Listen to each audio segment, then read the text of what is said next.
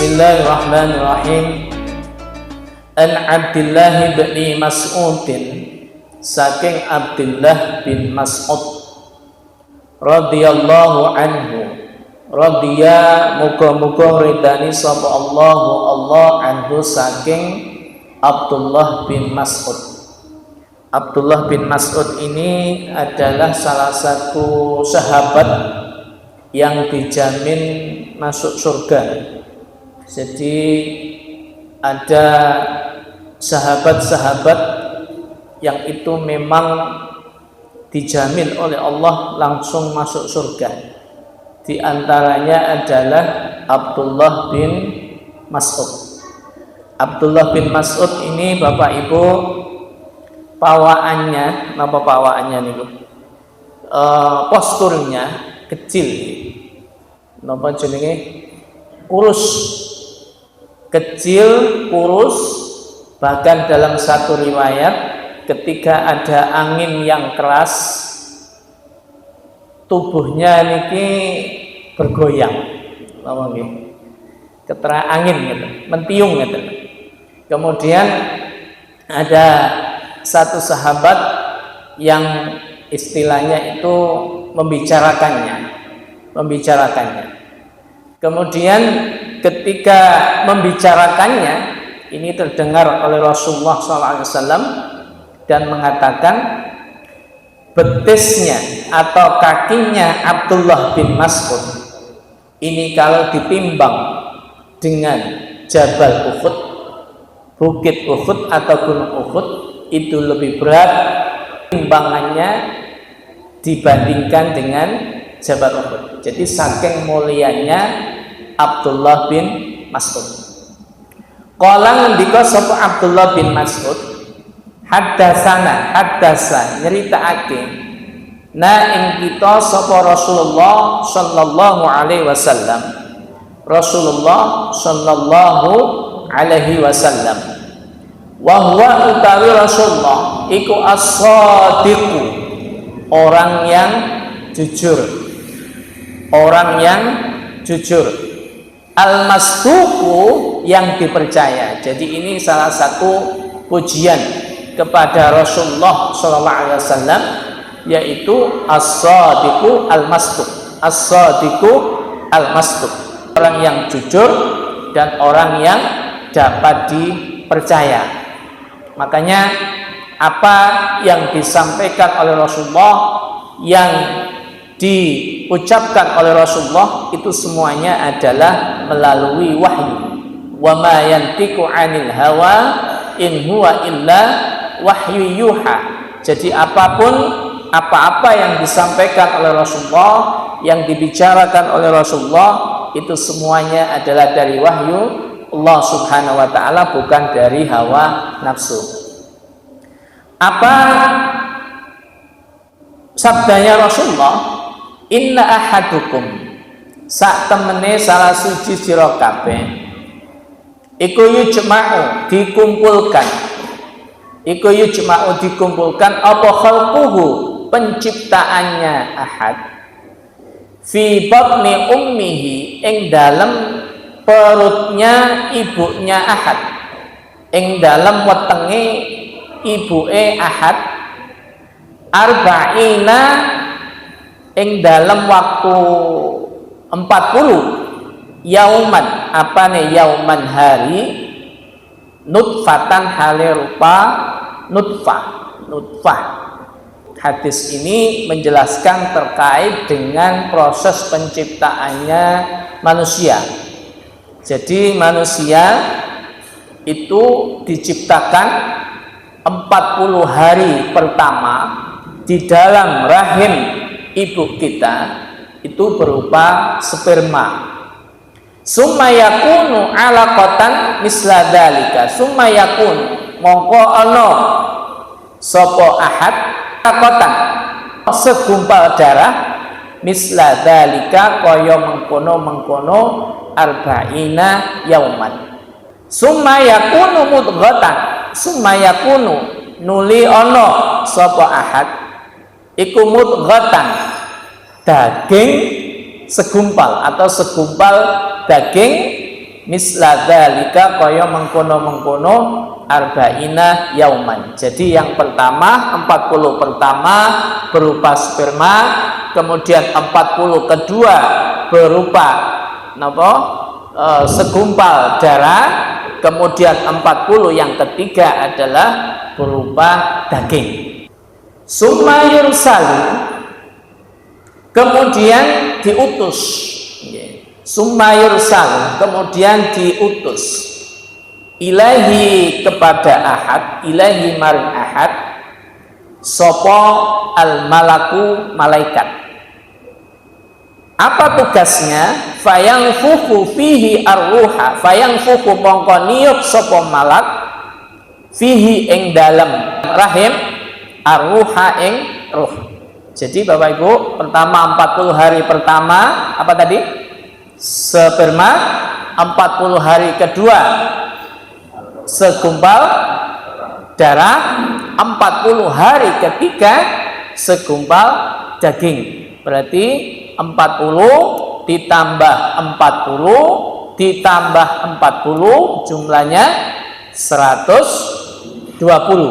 Lah ketika janin ini mencapai usia 120, Allah mengutus malaikat untuk meniupkan yang pertama ruhnya. Jadi dikasih ruh.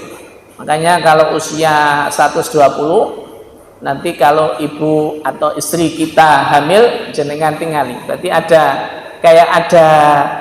apa nih? Kehidupan. Ya. Ada detak jantung, Pak. Ada detak jantungnya. Nah, itu berarti apa?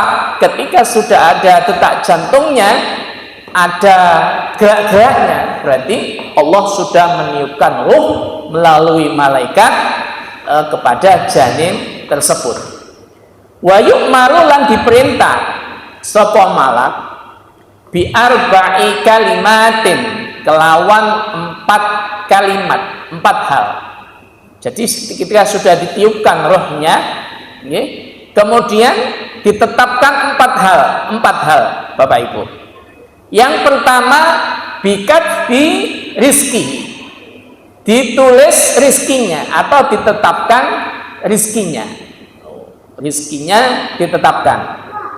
Wa ajalihi, dan ajalnya. Wa amalihi, dan amalnya. Wa syaqiyun, dan kehidupannya. Syaqiyun buruk, au sa'idun, atau bahagia. Jadi nek pun ditiupkan roh, kemudian malaikat diperintahkan oleh Allah untuk mencatat atau untuk menetapkan 4 hal. Yang pertama adalah rizkinya, yang kedua adalah ajalnya, yang ketiga adalah amalnya, yang keempat adalah kehidupannya, apakah dia itu kehidupan baik ataupun buruk. Bapak Ibu yang dirahmati Allah Subhanahu wa taala, hadis ini secara umum memberikan penjelasan kepada kita tentang proses penciptaan manusia. Tadi sudah sempat kita sampaikan bahwasanya tahapan penciptaan manusia ini tadi melalui 3 tahapan.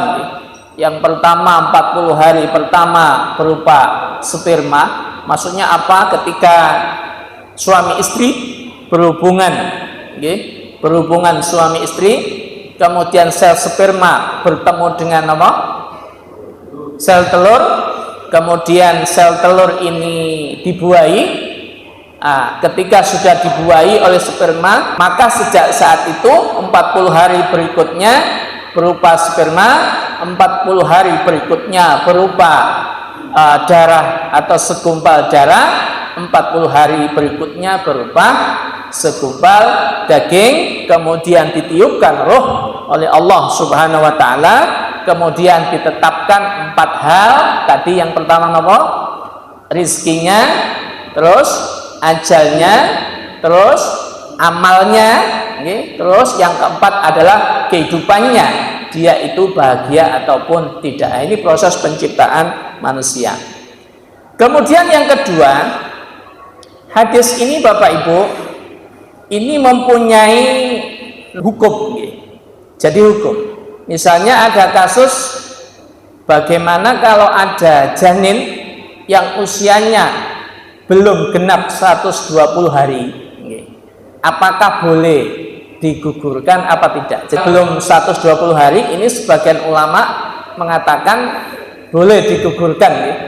Ada yang mengatakan tidak boleh digugurkan. Jadi nanti ada implikasi hukum atau ada keterkaitan dengan hukum terkait dengan pengguguran janin.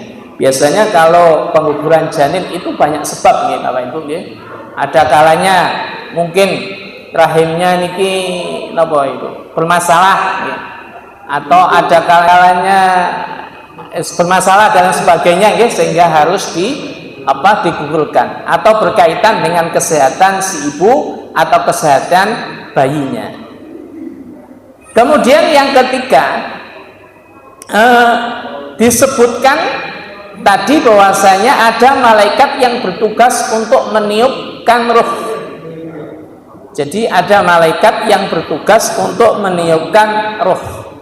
Malaikat yang kita imani ada berapa Bapak Ibu? Masih ingat? Ada 10 nggih. Yang pertama malaikat Jibril tugasnya napa? Menyampaikan wahyu. Yang kedua Jibril, terus sinten malih? Mikail, Israfil, Israel, sinten malih? Ini harus kenal jenengan ini, kita harus tahu. Jibril, Munkar, Nakir. Kalau yang Munkar tugasnya di dalam kubur nggih, Munkar sama Nakir. Orang malaikat yang tugasnya untuk bertanya di dalam kubur, man rabbuka dan sebagainya. Ada namanya Raqib, Atid. Kalau Raqib ini adalah mencatat amal baik. Kalau Atid ini mencatat amal buruk. Penjaga surga namanya siapa? Sinten? Ridwan. Penjaga neraka namanya siapa? Malik.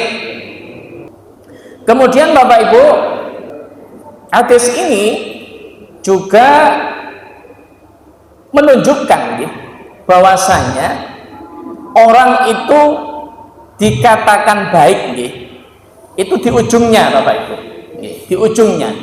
Maksudnya apa? Walaupun misalnya kehidupannya dia itu buruk, melakukan keburukan dan sebagainya, tapi di ujungnya dia berbuat kebaikan, maka itu yang dihitung.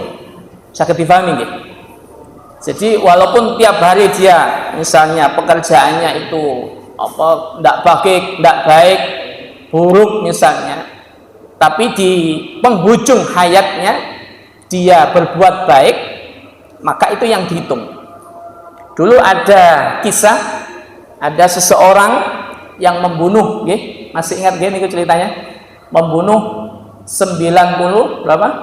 9, itu masyhur hadisnya ini. 99 orang, kemudian dia bertaubat, ketika dia pengen taubat di tengah perjalanan ternyata Allah mencabutnya. Kemudian dihitung kira-kira perjalanan untuk taubat dengan kemaksiatannya ini panjang mana, sampai mana. Akhirnya dihitung ternyata lebih dekat dengan pintu taubatnya, sehingga sehingga orang ini diampuni oleh Allah Subhanahu wa taala walaupun selama hidupnya dia berbuat buruk, walaupun selama hidupnya dia berbuat jahat. Makanya ada satu hadis yang berbunyi, man qala la ilaha illallah fi akhiri hayatihi dakhalal jannah. Barang siapa di akhir hayatnya, di akhir kehidupannya kok dia mengatakan la ilaha illallah, maka dia masuk surga. Dengan titeni kalau ada orang yang meninggal terus kemudian dia mengatakan kalimat tauhid, maka insya Allah Bapak Ibu dia termasuk orang yang baik dan termasuk meninggal dalam keadaan husnul khotimah. Nah, niki jenengan kita ini. Saged difahami nggih? Saged difahami nggih Bapak Ibu? Makanya kalau melihat seperti ini dengan orang yang berbuat jelek misalnya, nek saged nggih ampun di napa? Cemooh gitu nggih. Ampun di lokno, ampun di napa? Dibuli, dipaido, dibenci dan sebagainya karena kita tidak tahu akhirnya bagaimana.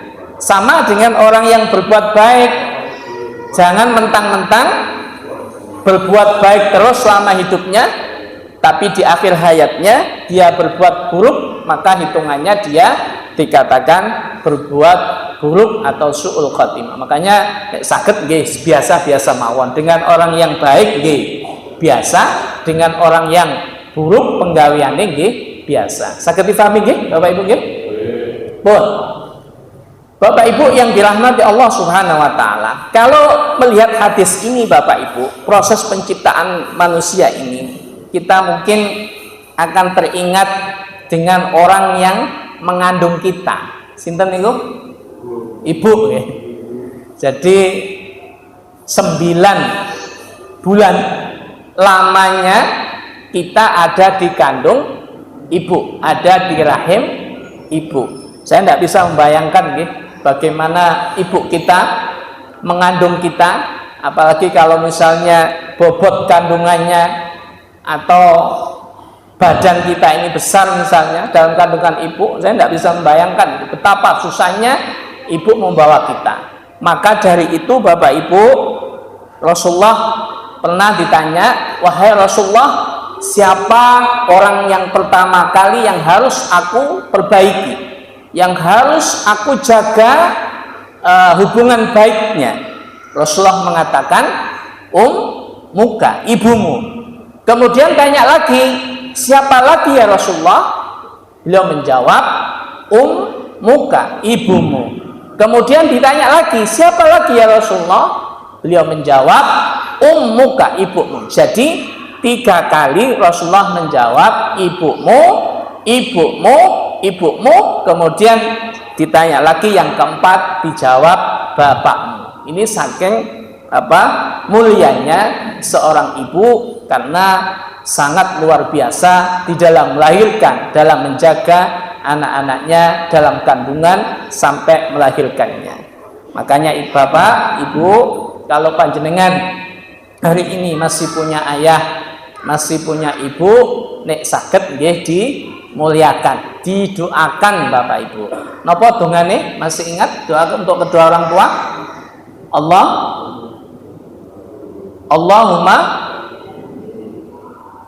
Allahumma barik. Itu doa makan. Nama doa untuk dua orang tua. Rabbana ighfir lana dzunubana, terus lali wis.